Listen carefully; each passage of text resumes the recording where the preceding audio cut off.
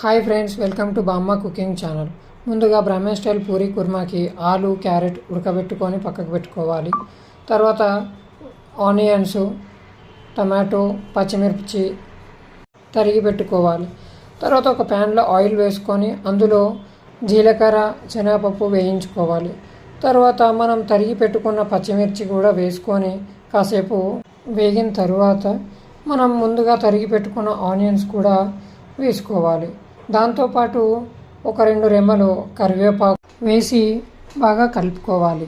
తర్వాత దానికి కావలసిన పసుపు కొంచెం ఆనియన్స్లో, తర్వాత కొద్దిగా మనం ఉడకబెట్టుకున్న ఆలులో కూడా వేసుకోవాలి. ఆనియన్స్ గోల్డెన్ రంగులోకి వచ్చిన తర్వాత టమాటోస్ కూడా వేసుకొని బాగా ఉడకనివ్వాలి. బాగా ఉడకనివ్వాలి. తర్వాత ఇందులో మన దగ్గర ఉంటే పచ్చి బఠానీ లేదా ఎండు బఠానీ నానబెట్టుకొని కూడా వేసుకోవచ్చు. తర్వాత క్యారెట్ ముక్కలు వేసుకొని బాగా కలుపుకోవాలి.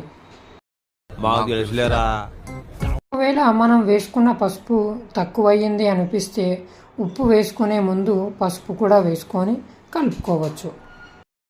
ఉప్పు పసుపు వేసుకొని బాగా 2 మిక్స్ అయ్యేలాగా కలుపుకున్న తర్వాత ముందుగా ఉడకబెట్టుకున్న ఆలుని కూడా వేసుకొని పూర్తిగా కలిసేలాగా కలుపుకోవాలి.